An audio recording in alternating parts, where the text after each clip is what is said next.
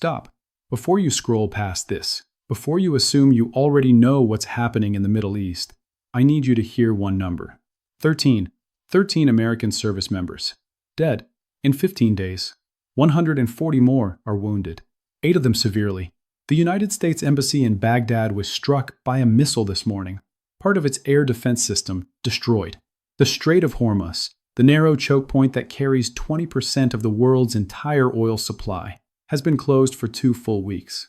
Oil is trading above $100 a barrel.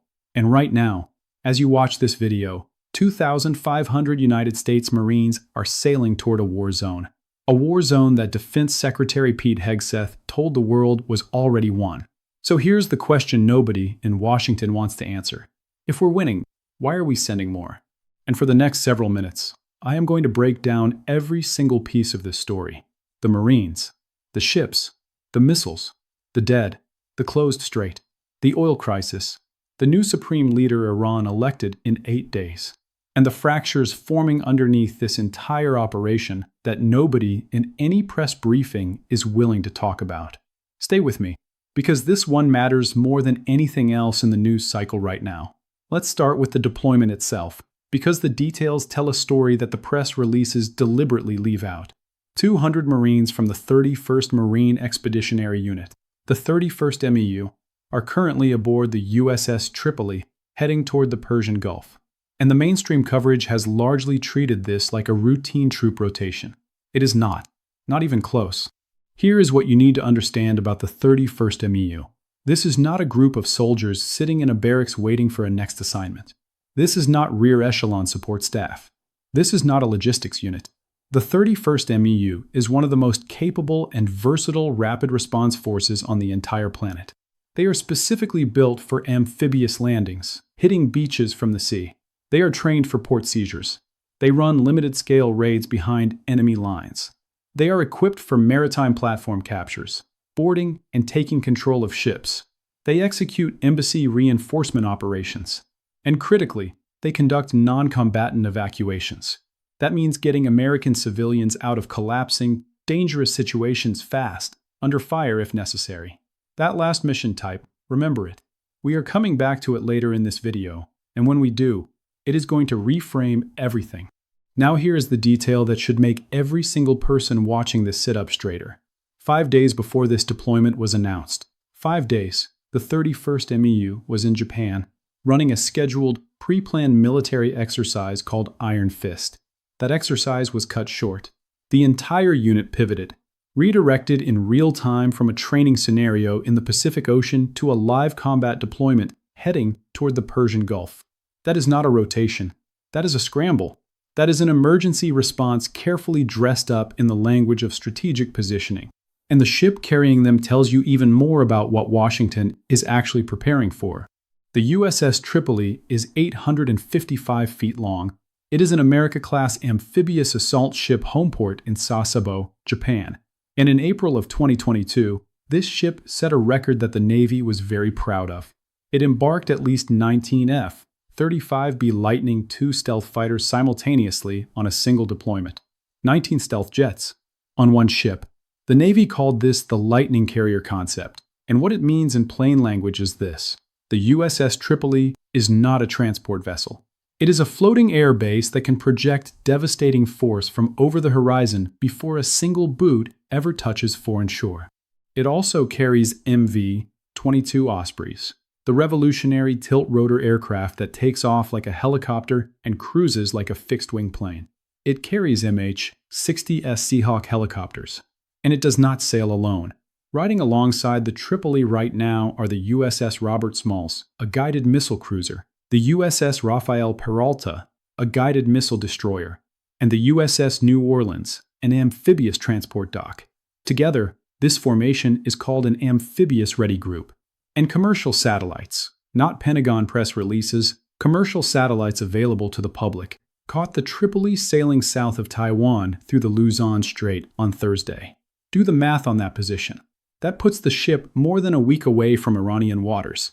And that geography opens up a much bigger conversation that the American media is almost entirely ignoring. Because here is what nobody is telling you about this deployment. The Tripoli Group is not just being added to the Middle East equation. It is being removed from the Indo-Pacific. The Western Pacific, the waters surrounding Japan, the South China Sea, and the Taiwan Strait, just lost one of its most significant, most capable military assets. Before this deployment, the transfers of military hardware from the Pacific had been limited. Some THAAD missile defense components, some Patriot battery equipment moved from South Korea. That move alone, just moving some missile defense systems, triggered a formal statement of concern from the South Korean president. South Korea noticed, and South Korea was worried. But now an entire amphibious-ready group is leaving the Western Pacific, at exactly the moment when tensions around Taiwan have not cooled by a single degree. Think about what that means strategically. The United States Navy is making a calculated bet right now. The bet is that the Middle East matters more than the Taiwan Strait. And if that calculation is wrong, if Beijing looks at this moment, at this opening in American naval coverage, and decides to test the window, the consequences would not be regional. They would be global. That is not fear-mongering. That is what happens when a superpower fights on multiple fronts simultaneously. Resources move, gaps appear, and every adversary in the world watches where the gaps are. With this latest deployment, total American naval assets in the Persian Gulf region now stand at a minimum of 13 warships. The aircraft carrier USS Abraham Lincoln, the aircraft carrier USS Gerald R. Ford, which recently completed a dramatic transit into the theater, 8 destroyers already operating in the Arabian Sea, and now the full Tripoli Group. Reporting from the region indicates up to 5,000 Marines and sailors are being dispatched in total. And Central Command, the American military command responsible for the entire Middle East, formally requested all of them. The precise language used in that request, according to reporting, was 2 words: more options. Central Command needed more options against the military that the Secretary of Defense publicly says America is winning against. Let that sentence sit with you for a moment before we move on. Now let's talk about what happened in Baghdad today, because it changes the security picture in ways that are deeply alarming. A missile punched through the green zone, the heavily fortified, blast-walled, American-controlled district in the heart of Iraq's capital. And it struck the helipad inside the United States Embassy compound. Associated Press footage, shot from outside the embassy walls, showed a thick column of black smoke climbing from inside the compound. An Iraqi security source confirmed to reporters that the strike destroyed part of the embassy's own air defense system. A missile hit an American embassy and took out the system built to stop missiles from hitting it. The embassy itself has said nothing publicly. No statement, no briefing, no acknowledgement that anything happened at all. This silence is itself a message. And the timing of the strike is critical because it did not happen in a vacuum. It came just hours after American or Israeli strikes killed 2 members of Kataib Hezbollah in Baghdad's Arasat neighborhood, including an individual described by security sources as a key figure in the organization. That operation happened at roughly 2:15 in the morning local time. The retaliation was fast, within hours. That is how tight and organized the response cycle has become. The day before the embassy strike, the security picture was already deteriorating rapidly. The embassy had renewed its highest-level security alert, warning American citizens in Iraq that Iran and aligned militia groups were likely to continue targeting American personnel and U.S. interests. The threat assessment was upgraded before the strike, and the strike happened anyway. That is the operational reality on the ground in Baghdad right now, and it is not improving. Now pull back and look at the full scale of what Iran has thrown at this conflict. Because most people, based on what they are seeing in their news feeds, think Iran's response has been largely symbolic. A few rockets launched, most of them intercepted, making the news cycle for a day before disappearing. That picture is dangerously incomplete. Since February the 28th, the Islamic Revolutionary Guard Corps has launched what it formally calls multiple waves of Operation True Promise. By just March the 5th, barely 1 week into the war, Iranian state media reported more than 500 ballistic and naval missiles fired, plus nearly 2,000 drones. Roughly 40% of those were aimed at Israel. 60% were directed at American military targets scattered across the Gulf region. The IRGC confirmed it has deliberately targeted at least 27 separate bases where American troops are currently operating. The human cost inside that number is real and documented. 13 American service members are confirmed dead as of Friday. Approximately 140 have been wounded. 6 Army reservists from the 103rd Sustainment Command out of Des Moines, Iowa were killed on just the second day of the war, struck by a drone at Port Shuwaik in Kuwait. 6 more crew members died on Thursday when a KC-135 Stratotanker, a refueling aircraft, went down during combat operations in western Iraq. The Pentagon stated the crash was not caused by direct enemy fire, but it happened in a combat zone under active wartime conditions. In war, the distinction between enemy fire and wartime conditions becomes very thin very fast. Naval Support Activity Bahrain, the headquarters of United States Naval Forces Central Command and the 5th Fleet, a facility that normally houses 8,300 sailors and their families, has taken extensive damage from multiple Iranian missile and drone strikes. Warehouses destroyed. Satellite communications dishes hit. Main base infrastructure damaged. In Kuwait, on March the 1st, friendly fire brought down 3 American F-15E Strike Eagles when Kuwaiti air defenses mistakenly engaged them. All 6 crew members survived. But that incident reveals the fog, the chaos, and the dangerous confusion surrounding every inch of this theater. And according to Pentagon briefings delivered to United States senators, just the first 6 days of Operation Epic Fury alone cost American taxpayers an estimated $11.3 billion. This is not just an American and Iranian story. The entire Gulf region is absorbing punishment. Bahrain has intercepted 114 missiles and 190 drones since the war began. That is not an abstract statistic. Residential towers in the capital city of Manama have been struck. A 29-year-old woman was killed. 8 others wounded in a single building strike. Dubai International Airport, one of the busiest airports on Earth, took a hit. Hotels in the United Arab Emirates were struck. Saudi Arabia has been intercepting continuous waves of missiles and drones aimed at the Sheba oil field, a facility sitting directly on top of 14.3 billion barrels of proven oil reserves. Jordan absorbed 119 Iranian missiles and drones. 14 people injured.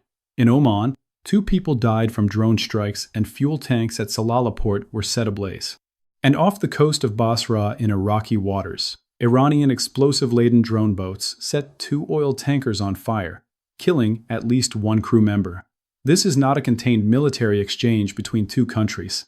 This is a regional war spreading outward with every passing day, touching every nation in the Gulf and threatening the economic infrastructure the entire world runs on. Now the Strait of Hormuz, 21 miles wide at its narrowest point. Every single day, roughly 20 million barrels of petroleum liquids pass through that channel. That is approximately 20% of everything the entire world consumes. 1/5 of global oil supply, flowing through a waterway you could cross in a fast boat in under an hour. Within 48 hours of the war starting, the IRGC declared the strait closed. By midnight on March the 2nd, 0 tankers were broadcasting AIS tracking signals inside the waterway. Traffic dropped 70% immediately and then collapsed to near nothing. More than 150 commercial vessels anchored outside the strait, engines idling, captains refusing orders to enter. The United Kingdom Maritime Trade Operations Center logged at least 16 attacks on commercial shipping and 4 additional suspicious incidents since February the 28th. Tankers set ablaze. A tugboat dispatched to assist a stricken vessel hit by 2 missiles and sunk. 3 crew members still missing. The Thai flag vessel Mayor Nari struck in the engine room. A sea drone hit another vessel near Kuwait, 800 kilometers from the strait itself, which means the threat zone now extends far beyond the geographic choke point. Iran has also seeded roughly a dozen mines into the waterway, according to wire service reporting. The Pentagon says it has destroyed 28 Iranian mine-laying vessels, over 60 Iranian ships in total, and more than 30 mine layers. And yet the attacks keep coming. The mines keep appearing. The strait stays closed. Here is the number that changes everything. The one detail that reveals exactly what Iran's strategy actually is. Iranian oil tankers are still passing through the Strait of Hormuz. Multiple marine intelligence tracking services have independently confirmed this.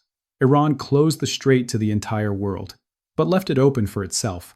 Iranian crude continues flowing to China, generating regime revenue. while every other nation's energy supply is being strangled. Iran did not merely weaponize the strait. It monopolized it. That is not a defensive action. That is a calculated economic warfare strategy of extraordinary sophistication. Meanwhile, the American Navy has refused daily requests from the commercial shipping industry for military escorts through the strait. The official explanation is that the risk remains too high. But listen to how fractured the American response has been on this single question. Energy Secretary Chris Wright told reporters it was, quote, quite likely that escorts could begin by the end of the month. The president told tanker captains publicly to show some guts. Defense Secretary Hegseth said of the strait, "Do not need to worry about it." And General Dan Kane, the chairman of the Joint Chiefs, offered only that they were evaluating a range of options. 3 cabinet-level officials and the top military officer in the country, for completely different answers, in the same week, on the same question. On Friday, the president announced that American forces had totally obliterated all military targets on Iran's Karg Island.